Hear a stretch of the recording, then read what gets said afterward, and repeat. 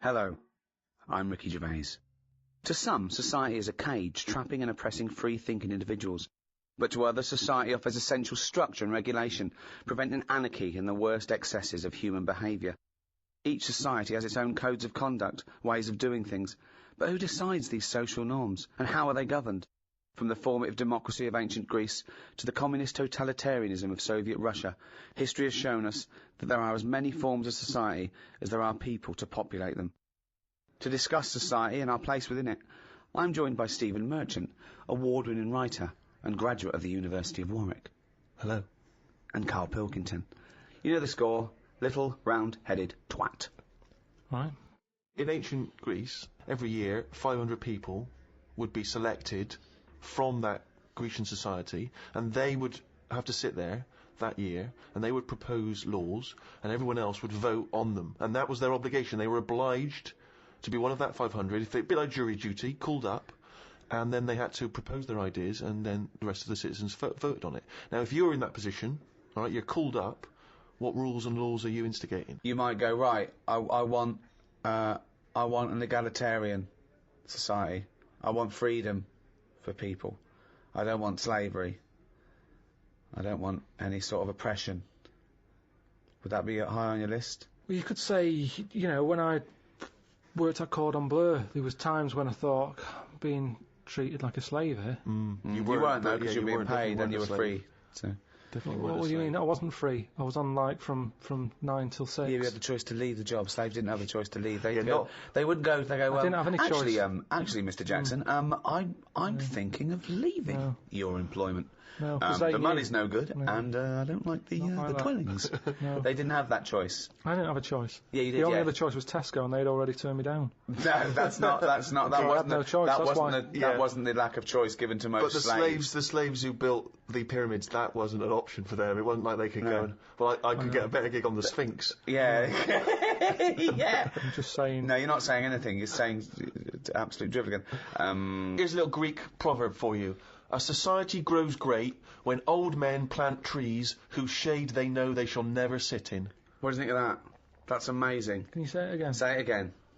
A society grows great when old men plant trees whose shade they know they shall never sit in. Do you understand? Yeah. Just saying, they're planting a seed, they grow a tree, but trees take ages. Yeah. It takes a long time. Yeah. That old fella's not going to get any joy out of that. Right. But, if he's lucky, yeah, the fella next door might have done the same years ago. So it's all about, sort of, planting a seed, looking after each other. That's great, actually. It's not. I don't think it's directly what it means. It's almost the point. Yeah. That's good. Yeah, I think he means that future generations. But yeah, if the next door neighbour had done that, then yeah, that works as well. But you seem to agree that that's a good point. Do you agree that seems a good point to you? But I'm sort of guessing he enjoyed gardening anyway. Part of the enjoyment was in planting that seed. It's the old metaphor problem again, isn't it? I know, yeah. It's not specifically about trees. You know, you plant the tree, as you say, and you may never see the beauty of or the benefit of that tree, but other people will. But as a metaphor, what he enjoyed is the fact that he's added to society and human life, and he's got a legacy and all that. But by the same time, when I went to Ibiza, right, now there they have motorbikes, people flying round on them, people don't wear helmets. You might even get 3 people on a moped. I saw a farmer with a goat in a basket. They don't care. They're whizzing around at high speeds. A lot of deaths there. Yeah. And they'll have a lot of those areas where someone's come off, been killed, people put flowers there. Yeah. And because that happens a lot, it's a lovely green island. Now here, we're saying wear an helmet. You're saying that all the deaths make it nice because there's flowers. It makes it lovely. Because there's loads of flowers everywhere. So with death comes beauty. So that's another metaphor. You can have that one. That was one of the most tortuous things I've ever... That was extraordinary. But look at London. That was extraordinary, Carl. Right, Carl. Well, look at London, though. Let me finish my point. Let him finish his point. I'm intrigued. Right, London... Councillor with his clipboard, need a speed bump here, I saw someone doing 35. Put some traffic lights there and a pedestrian crossing. Pelican crossing there as well. And a speed camera. Right. Horrible and grey. Okay. No flowers. But you still see flowers left behind where people have died in terrible accidents. They're not very good ones. They're stuck to a lamppost with elastic band round them. They don't look nice. He's not the quality of flowers. Yeah, but the point is Some 15-year-old got run down and you're disappointed at the quality of the flowers. Look at this, Suzanne. Fella lost his head here. Geraniums? Fella lost bloody head. Well, that's So we have to encourage that, gun crime so that people will get shot in inner cities and then we can put flowers up and beautify the area. Is that what you're but saying? if an area's nicer to look in, nicer to be in, if it's nicer looking, you don't get people speeding around like lunatics. Because they go, I'm not in a rush, I'd quite like to slow down This there and is look so at the flowers. complicated. So now what you're saying is because an area is grey and gloomy, people speed around to get out of it. In the course of doing that, they knock people down, but then flowers are put up, which then makes the area beautiful, thus stopping people driving around at speed so death no longer occurs. Well, they're cute to getting out of their cars to put down flowers. And they get knocked down. Yeah. By other people on their way to put some flowers down. Yeah. Just sometimes people have to die, don't they? There was a fella outside our house who hit a lamppost. He had a helmet on, but his head come off. You made me laugh at a man's head coming up because the way you said it. But that's the thing. he had a, oh God! There's a man outside a house. He had a lamppost, he had a helmet on, but his head come off. So you're saying that because in that one instance, the helmet did not save his life. His head was in great condition. It's just not attached to his body. And that's what I'm saying to you. Sometimes people have to die. How far do you take all this stuff of safety gear and slowing down and wear bright clothes at night? And it's just too much. Very important point, you see. We give people crash helmets. We give them, seat belts. We make them wear that, right? Do you think that's right for a start? Do you think someone should be made to wear a crash helmet? They're only hurting themselves. Crash helmet. I don't think you should get fined for not wearing one. But then if you come off a motorbike and you hurt your head and you didn't have a helmet on, then you can't sort of go, well, they should have had speed bumps there. I didn't realise we were going too fast. Don't forget, we're not just protecting him. He could be a father with 2 kids. So you're going, let him, if he doesn't want to wear a crash helmet, let him get brain damage. Is that what you're saying? I'm just saying, we're over the top in this country. No, but you're saying, if you're saying no, if he doesn't want to wear a crash helmet, let him not wear a crash helmet. He doesn't wear a crash helmet. He comes off his bike. He smacks his head in. He's a vegetable. He's like that, sitting at home like that. And yet the 2 little kids come to you. You're in charge. Don't forget. We put you in charge of society here. And they come to you. 2 little kids. They go, President Pilkington. What? Why did you let my daddy not wear the crash helmet? I didn't. We put leaflets through the door. We had adverts on the telly, sunshine. Yeah, but why? It's your dad's fault. But why wasn't it compulsory? Because he wanted... It's not the world we live in, Sonny. Yeah, now I haven't got a daddy. Has he got an helmet at all? Have you seen an helmet knocking about? No, he's a vegetable now. Yeah. Yeah, he didn't want to wear a crash helmet, but why didn't you make him wear a crash helmet? It wasn't just him, it was us. Why did you turn my daddy into a vegetable? Where's your mum? Mum left when he kept going on about not wearing a crash helmet. We'll put you in a home. I just think, you see, this is the problem. Everyone's looking for someone to blame. Yes, but this is interesting though because you were particularly callous to that little 4-year-old boy who seemed so sweet and adorable. Yeah. But why wasn't he giving this stick to his dad? Well, his dad's dead. He's a vegetable. He's dead. He's good as dead to him. His dad went within the law. It was not the law to wear a crash helmet anymore because you said, forget it, I don't want a nanny state. I don't want... If you wear a crash helmet or not. He wasn't a responsible parent. He hadn't thought it through. But this is your job. Some people aren't responsible. Society keeps them on track. This was you were in charge. You should have made him wear a crash helmet. He had 2 kids. We've heard from one of the kids. What's the other one's attitude? Is he younger? He's a bit younger. Is he even younger still? Yeah. President Pilkington. Oh. Brother's crying now because you shouted at him. I wish you'd have made my daddy wear a crash helmet. Why didn't you make your daddy wear a crash helmet? Well, he won't listen to me because I'm not in charge He didn't of listen society. to me. Yeah, He seems like a bit of a numbnut, to be honest. No, he did listen to you. What did he because do you for made a a new living? rule saying people don't have to wear crash helmets. Right. And he listened to you. Did he pop shoes on in the morning when he went out? Or did I need to be here to tell him to do that as well? No, there's certain Oh, things so he that has got do. some common sense then? Well, there's enough, yeah. Oh, right, interesting. Yeah. So he can be bothered with his trainers, but he can be bothered with helmet. I haven't got a daddy. Jesus. Wow, you are cruel to this kid. You It's are just, mean-spirited all to I'm this saying kid. is, there should be a leaflet. I don't even know how he got in number 10, this little kid. The thing is, But he's got in. You should have at least the courtesy to listen to his point. forget all. I'm sick and tired of having adverts on the telly. Don't smoke. Wear an helmet. Slow down. Watch your kidneys. Look after your I liver. haven't seen that one. Now, I don't know why. Why can't they just put a leaflet through saying, hello everyone, use your common sense? Yeah. That's all I'm asking. because- That's what I take Because out some as people president. don't have common sense. Everyone's Some got people common are sense. fucking idiots. Yeah, mate. They should, it's not my fault That's then. why that's Not why my there is a fault. government. If we let people, all they'd be fucking idiots. They'd be eating turkey Twizzlers and fucking watching Big Brother and X Factor But they all are day, doing. They are and then doing. letting their kids run riot in But the they street. are doing. Some families do just eat turkey Twizzlers. Yeah. There is little knobheads on bikes playing out till God knows what Exactly. hour. So it's happening anyway. But Yeah, then- but that's no argument, is it? It's happening anyway. That's no argument, Carl. It's what we've talked about here. Social responsibility. The reason people get into politics is because they feel it's their obligation to change those things. This is your approach. I wash my hands of the whole affair. Yeah, I'd hope that the people who don't wear an helmet sort of they do themselves in, and that's cleared them off. That's one problem sorted. So you think you're being Darwinian? You're thinking survival of the fittest. The idiots will soon, but they don't, because they're not just the victims. The dead person isn't the victim. It's the a very good example is okay, we've talked about it before. People who smoke know that it's dangerous. We know now that smoking gives you cancer, but why is that still legal? And yet people know that and they still smoke. Fat people know that they're going to get out of breath and clammy, and yet they still eat more. They get depressed, they're eating more. They know that they're going to be constipated for a year and a half, but they're still shoving in chocolate cake instead of carrots. But because that's what I'm saying. Why don't we stop them? Why don't we stop fat people eating? If you've got a smackhead and you really love him, you intervene, you grab him, you put him in a cupboard, you go, you're not coming out. He goes mad for about a year, then he thanks you for it. Yeah. So lock fat people in a cupboard. And just Can't put get carrots in. under the door. What? The thing is, there's got to be some Carl, responsibility. grab Ricky. There's a cupboard over there. You've got to take some responsibility, haven't you? Now, if it's your own fat kid, stick him in your cupboard. But what I'm saying is, as a counsellor, I'm not spending taxpayers' money on cupboards to put the fat kid in. So, back at the Chosen 500 in ancient Greece, right, you're one of them. What other things? I like that saying, the one about do to others as you'd like to be treated yourself. Yeah.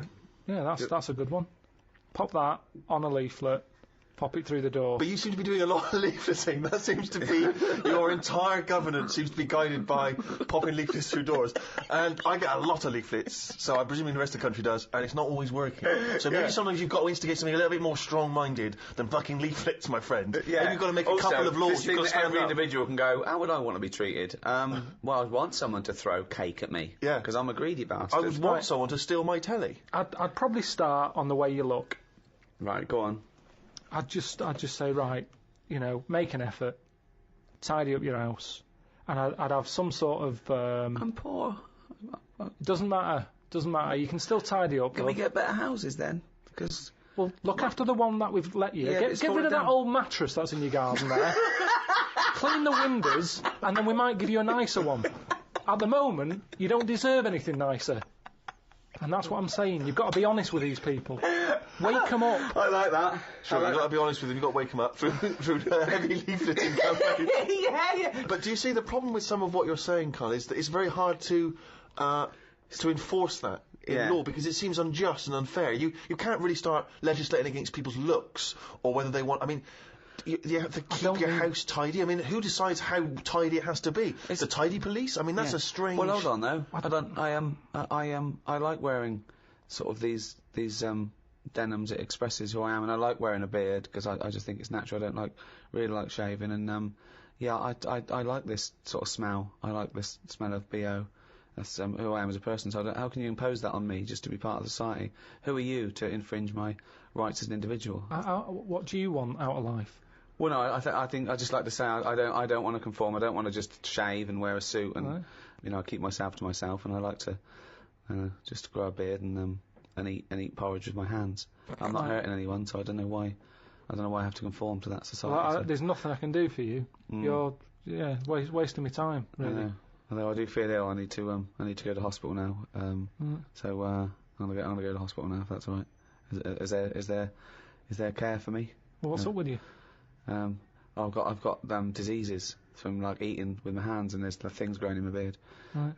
So we clean that up for me now. No, because it's all been brought on yourself. Well, no, but that's irrelevant. A lot of people bring things on themselves, but you can't just like ignore them because it's just part on. It's a bad society. So how did they learn then? I don't know why I'm being punished for being stupid. How did they learn then? I don't understand why I've got to worry about you. I've got proper ill people. Well, I had a kid whinging at me this morning because his dad was a Hmong.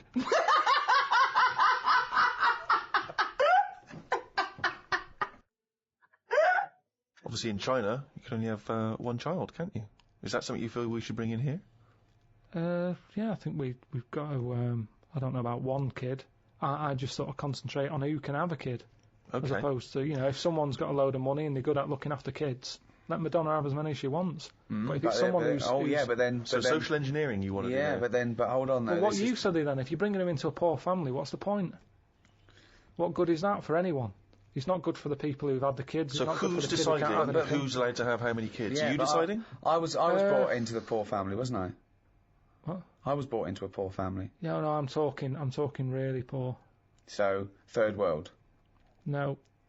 Well, poorer than that? Poorer than no money at all? No, somewhere in the middle again. You've gone too far the other way. Okay, why has it always got to go the other way? Cornwall. I just mean like the people who I've told you about on the estate sometimes, who had that one who chased cars and stuff. He wasn't happy. They didn't care if he was there or not. What's the point? Right. So hang on. So let's imagine that Ricky and I are husband and wife. We've come in, right? What's your questions to us to establish whether we are allowed to have a couple of kids? Hello. Thanks for coming. Me and my husband, we can't have children. Why not? Because he's got no sperm at all. Okay. He had one sperm and it was ridiculous. It was awful. It just came out like a dead anchovy. Right. And you're meant to have 300 million tiny ones, and he had one big one. It was horrible. I had to pull it out. It was like a leech, and also it was no. I haven't got a vagina, so there was no place completely to put smooth down there like an action man. Yeah, it was just I don't know, but we love children, and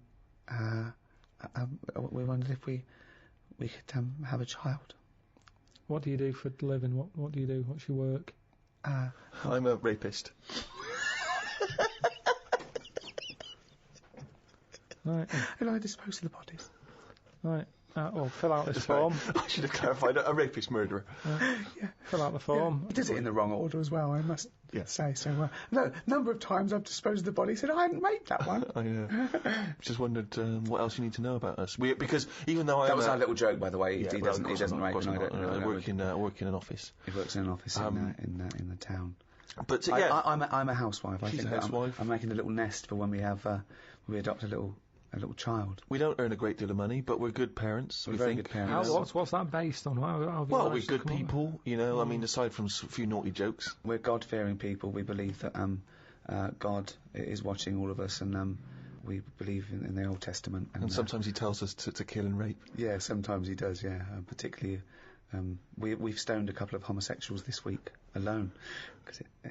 We're joking again. We're joking again. We don't believe in God. We're from an atheist and believe that our time on earth is all we have, and then when we die we become worms, mate. Right. Well, you filled out. But we've already painted the back bedroom. That's ready for the little child. We painted it black. Because we want our child to be a Satanist. Right. Joking again. Joking again. We want him to be an accountant. Right. Yeah. Gay accountant. Some would say the same thing, only joking, of course. I think there's too much in society where people are pressured to be heterosexual, so we're going to try and make ours a homosexual. So we don't care whether you get a homosexual or a heterosexual, but I tell you, by the time he's 14, he will be as queer as the Ace of Spades. Right, so you filled out the form. Yeah, we'll put that in, get it processed. Right. Okay, but what kind of questions are you going to ask us? None really. No. Just my job. You're happy. You're happy my job with us. to pass the forms on. We've passed the interview. Because that's the sort of world we live in now. God. We don't want a child. We don't want a child, actually. But do you know where we could buy a knife and a sack?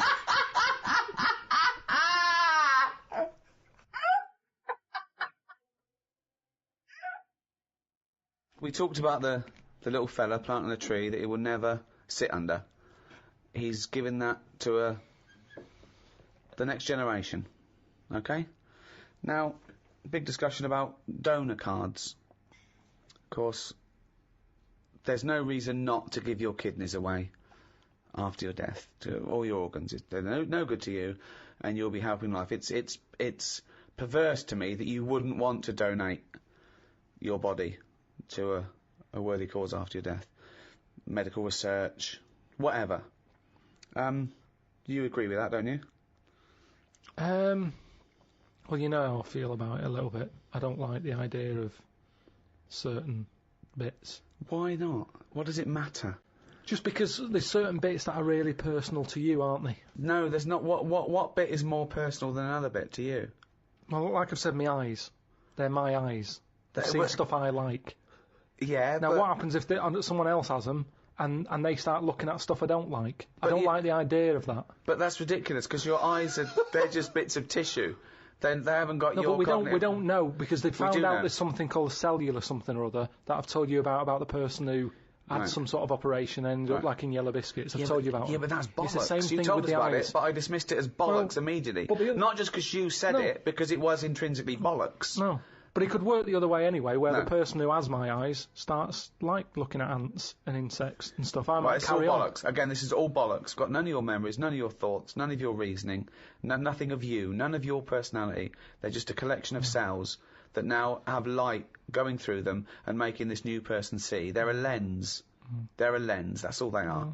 So there's no reason why, this was the crazy thing, isn't it, when people started saying that they wanted their organs to go to a particular race of person, and obviously that's illegal. Also, it shouldn't be the choice, really. I think you should have that opting out, that you have to say that you don't want your organs given after, and if you die, then they assume that those organs are up for grabs, because there's a shortage. So what do you think of that? Like I say, they can have certain bits. They're not having the eyes. I think that's fair. Can they have the cock and balls? I'd prefer it if they didn't.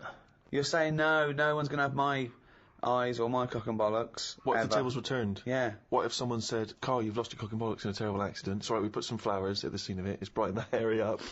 But we found a donor who's happy to give you his cock and bollocks. He's dead, but his cock and bollocks we kept on ice. Would you accept them? They're absolutely lovely match. Better than yours. Yeah. Bigger, younger. Yeah, go on then, I'll have them. You'd have So them? you would, see, you'd have someone else's cock and bollocks, but then you wouldn't donate yours to someone else. What about this? What if you discovered later, right, that the person who donated the cock and bollocks, right, was a sex pervert? was a homosexual sex pervert? I don't think, though, that I'd bother looking into the history of these cock and bollocks. It's not like, You'd accept them willy-nilly, but what if you just found out by chance? That was his name, willy-nilly. That was his stage name.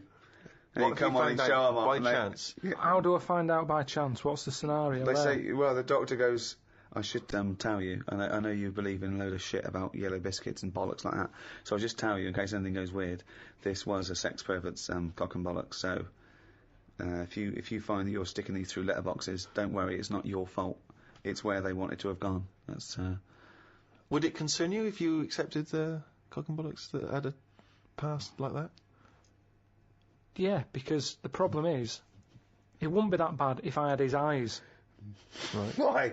Because then I'm seeing what he wants to see, and That doesn't mess make with any it. sense at all, But Carl. unfortunately, It makes no sense at all. The match is wrong. The eyes don't go with the cock and bollocks anymore. I don't know. So something's going to lose out here. Either the cock and bollocks, they're not going to get what they want anymore, or the eyes are going to be upset.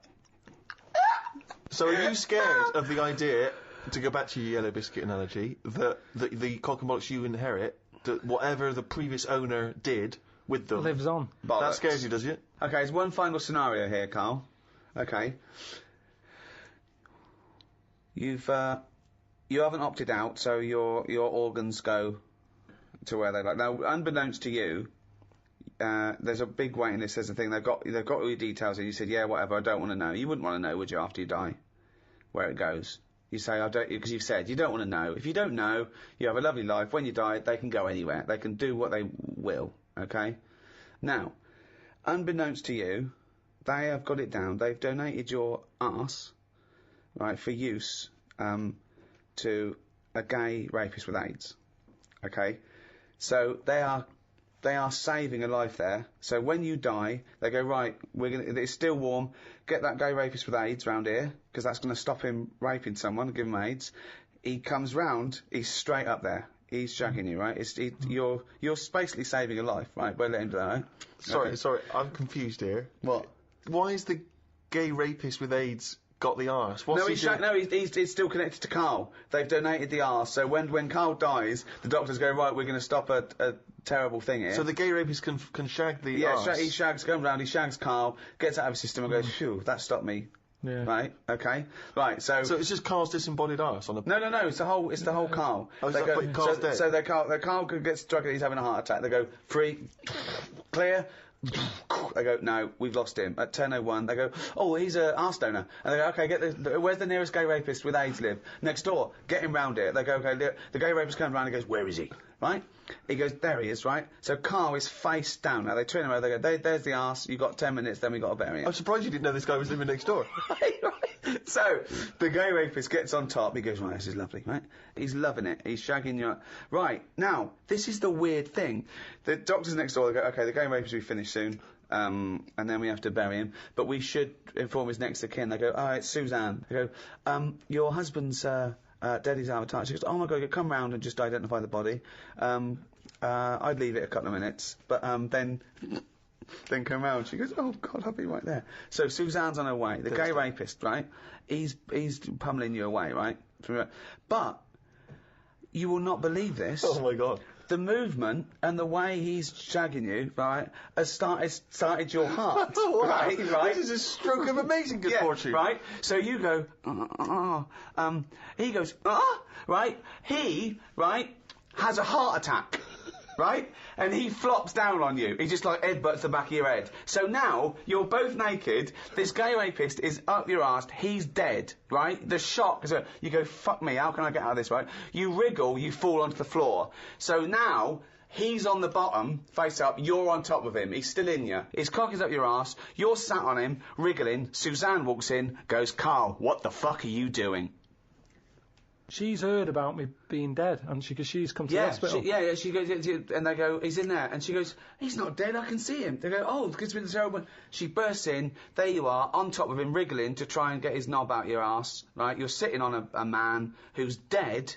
What do you say? I'd just say we got to join Booper.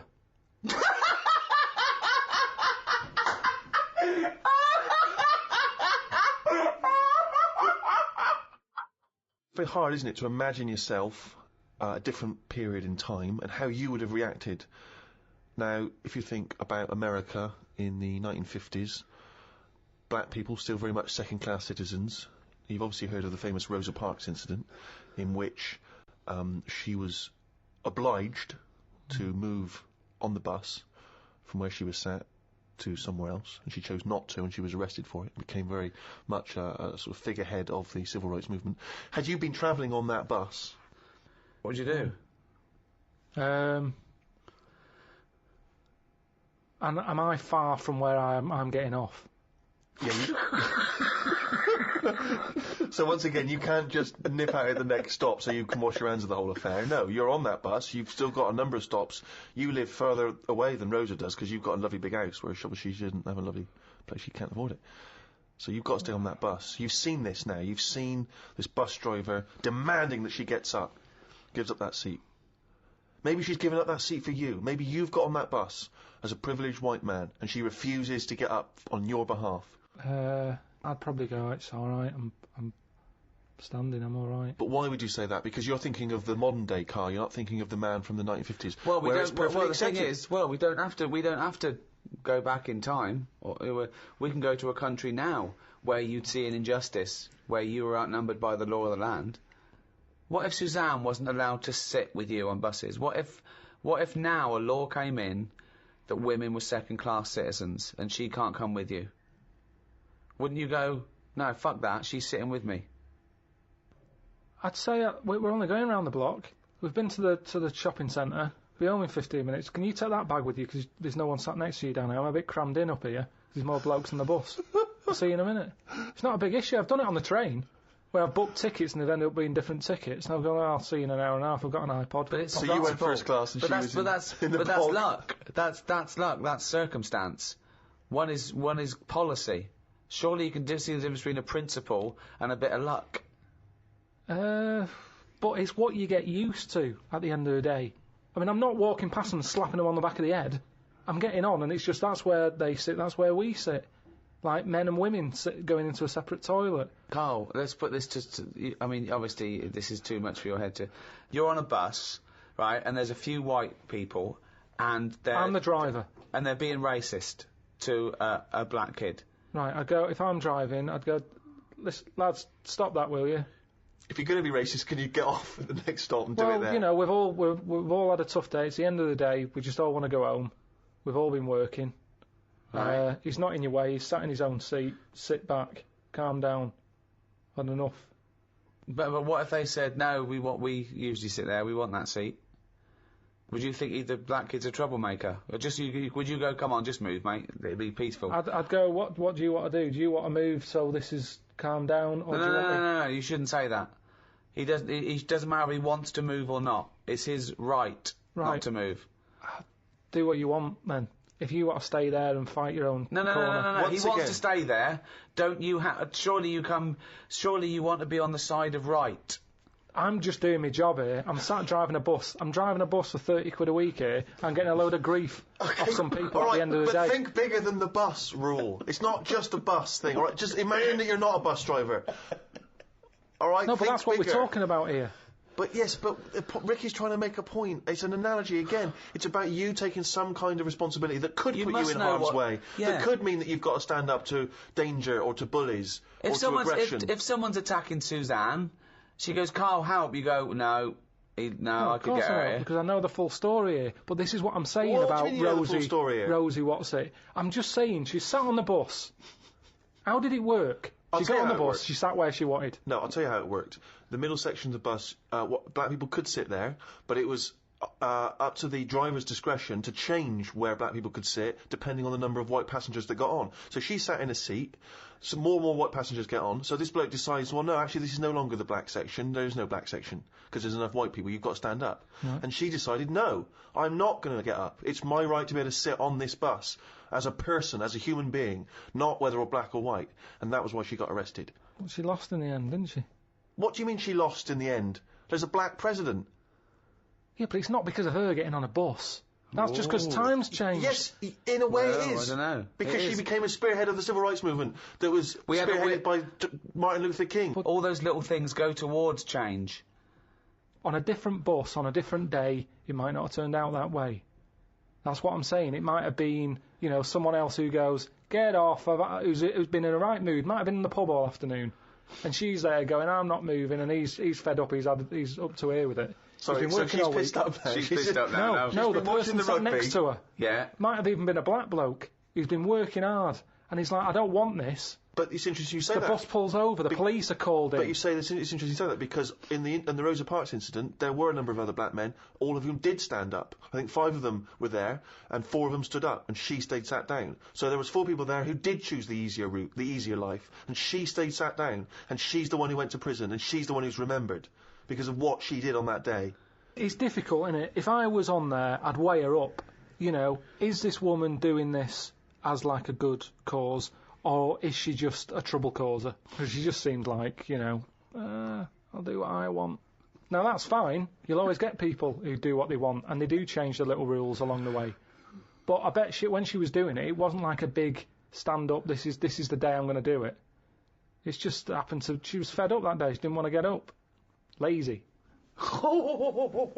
She might just go around law-breaking all the time. And she's remembered now because she'd made a change about bus seats. Well, when she got up that morning, did she say, I'm going to do that? Or has she been fly-tipping before she got on the bus? This is what I'm saying.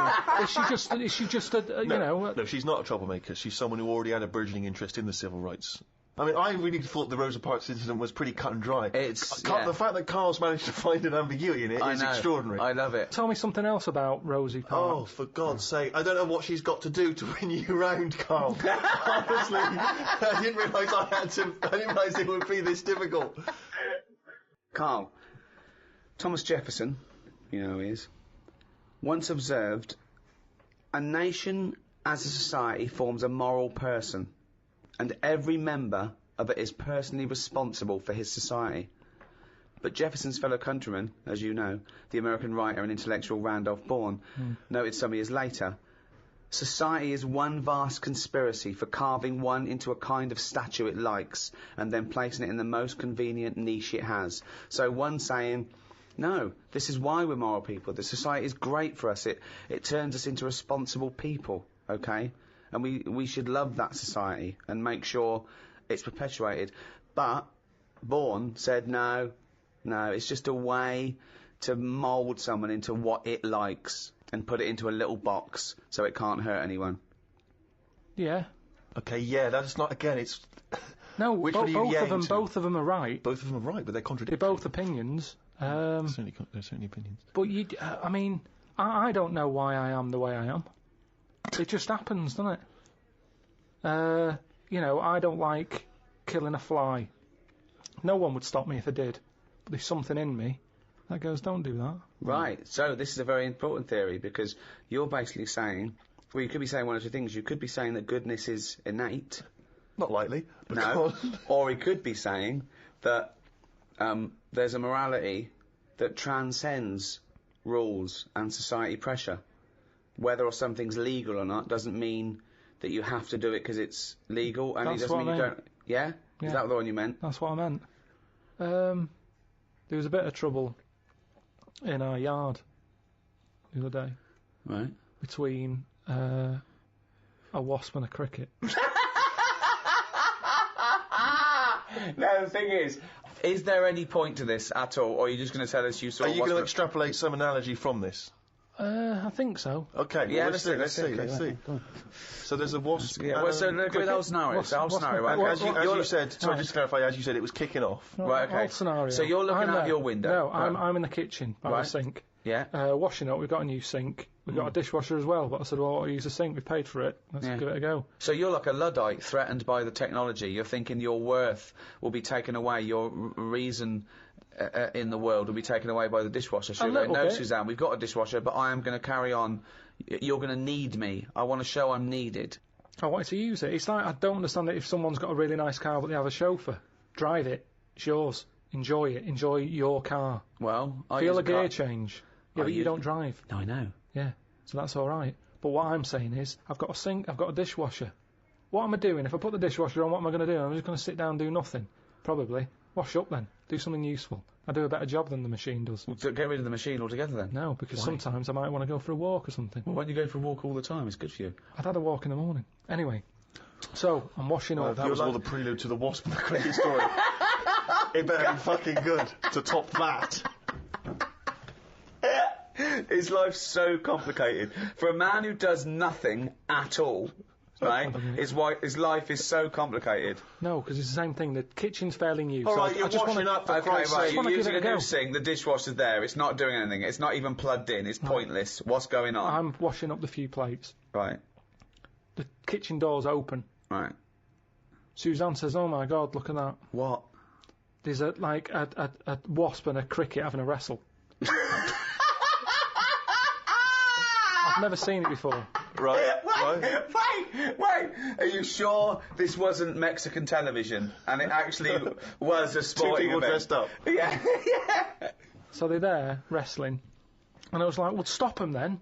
So Stop, whoa! You don't interfere with fucking Rosa Parks. Why are you interfering with a wasp and a cricket?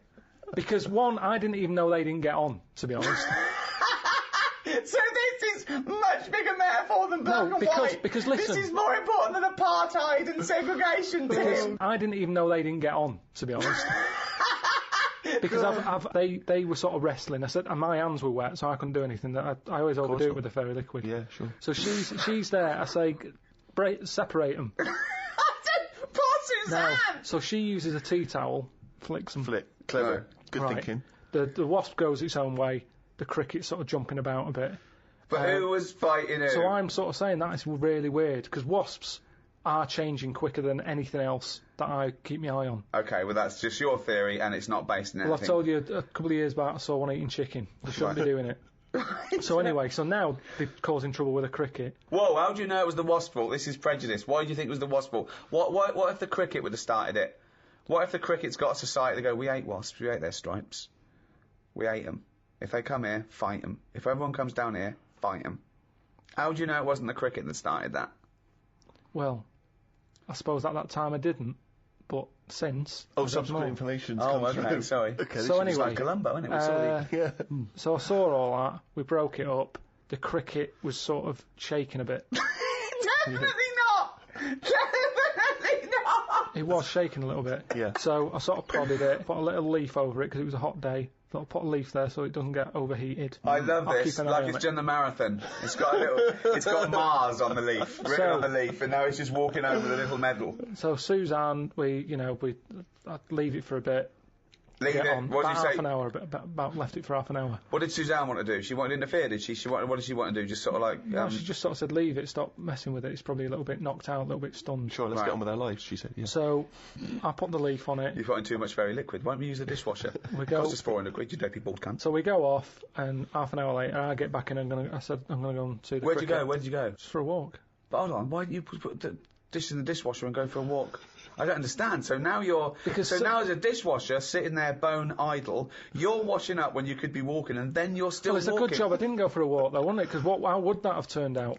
That fight. I don't know. There would have just been a So pool of anyway, blood on your back door. So Porch. I've been out, back in, have a look. Cricket's still there. Noticed one of its legs gone. Oh, Don't know if the wasp did that or the tea towel flick. or it was already disabled, and that's why the wasp thought this is an easy one. What if the wasp was helping it?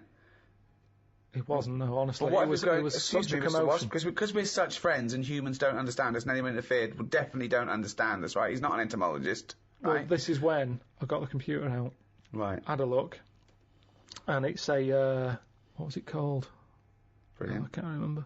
What happened is the wasp apparently does this a lot, and it stings them in the head.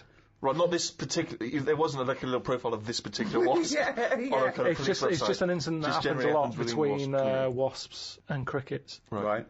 So it stung it in the head, and what happens is it's that whole thing that we've talked about before, where it lays an egg. Right. So I was sort of having a look, seeing if I could see any sort of holes in its head, and it just kept sort of moving its one leg, like, oh, I can't handle this. So What do you mean it's moving its one leg? it was sort of just moving its one leg quite slowly, like it's just But come it's only out got from one an leg, but it's operation. lost one leg, you said? Yeah, it's lost one. Yeah, it's moving 5 legs slowly. No, it's just its one big one. It's got one big leg. One big leg at the back now. It's normally got 2 that it uses to jump. Oh, I see. So, okay. So it's now it's Right. only got one. It's sort of like, oh, it looks groggy. Is it not a grasshopper if it's jump? Is it not? What colour was it? Is it like? Sort of beige. Oh, it's probably a cricket. Yeah, So anyway, it's important. So you were worried that crickets aren't aware of the dangers of wasps. You did a bit of leafleting amongst the cricketing community. I just had a look online and saw that, it's a popular thing that happens. It's sort of like a bit of a mugging. It said you can leave them for about half an hour. They normally come round and they don't know they've had an egg put in their head. But There's no way it said leave them for half an hour and they come round. They don't have an egg. But there's no way it said Well, that. it said they're normally stunned for about half hour. Have you had an egg put in your head? Fucking ostrich egg, by the look of it. It's coming out the top. So anyway, I picked it up, I placed it under a little tree. I said it's in the shade again. No wasps can see it there. Let's just leave it. But you've just left that cricket to now die in agony when that maggot goes round his head and comes out a wasp and leaves the carcass. Well, this is when Suzanne came up and said it wasn't moving.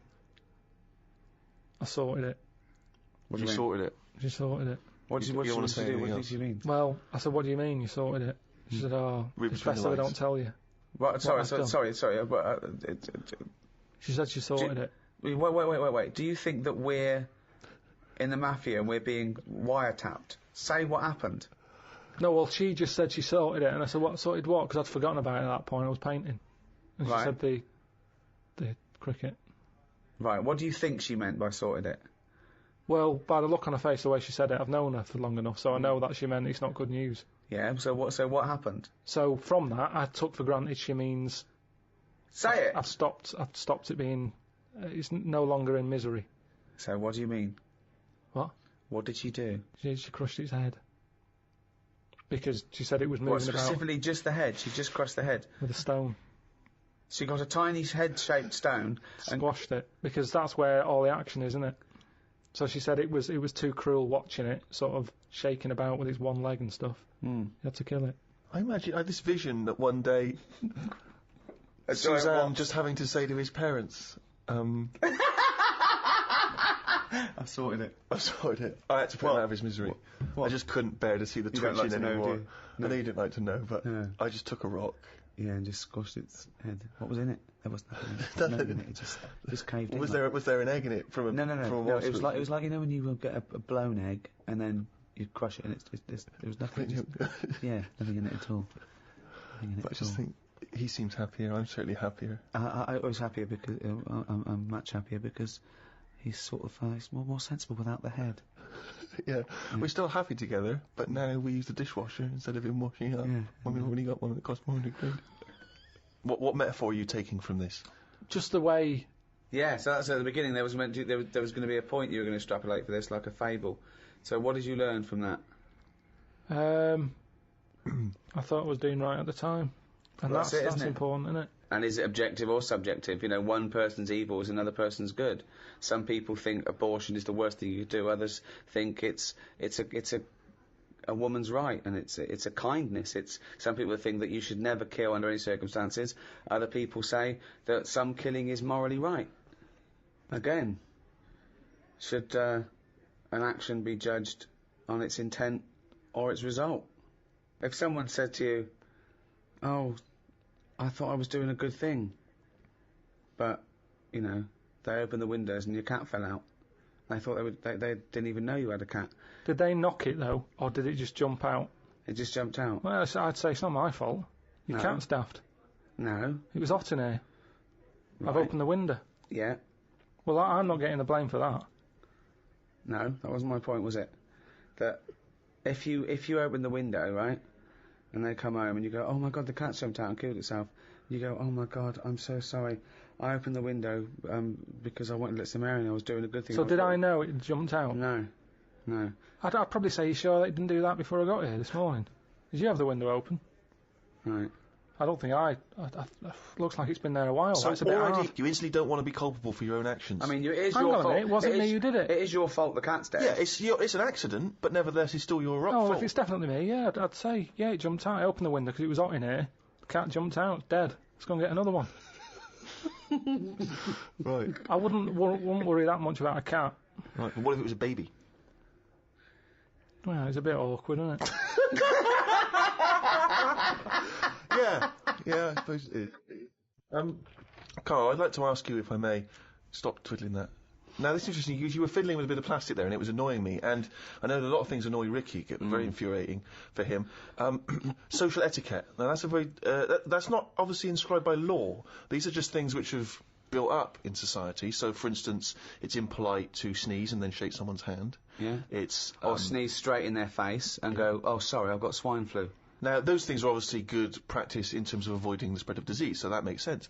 But other things Also, are it more might just be arbitrary. disgusting. If someone hasn't got a disease, I don't like to see someone sneeze on the pavement or sniff or scratch their arse. So social etiquette, I mean, how do you decide... I mean, what prevents you from being truthful and honest at all times? I don't know, there's something in you, and sometimes you can just pop it out, can't you?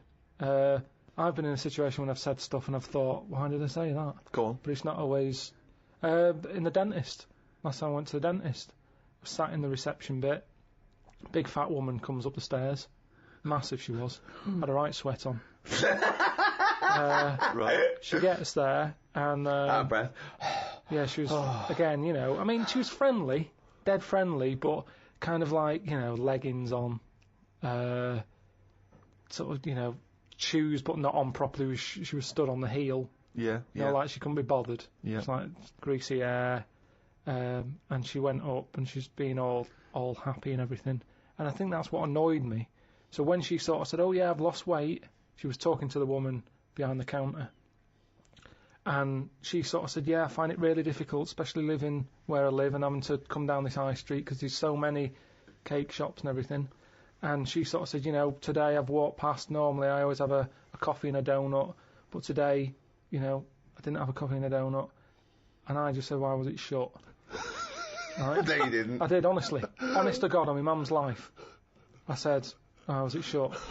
She said, oh, Hold you on, know. why did you butt Why in? did you get She wasn't even involved? talking Honestly, to I you. know, it's really, really weird. It's Wait, really did you have weird. to shout across the dentist waiting room, or were you No, stood it was next just, to it's a small waiting room, so you got the stairs, you go in, you've got about 4 chairs, and then this old desk, and I get on with the woman behind the counter, and I always sit close to it, and it was just me there, and I was talking to her about going to Corfu or something. She comes in sweating like some bison up the stairs, and she's there, and because she was showing off, it was like, well, you should have done it a long time ago. I think she annoyed me that she wanted some sort of pat on a big hefty fat back. That she hadn't bothered having a donut that day.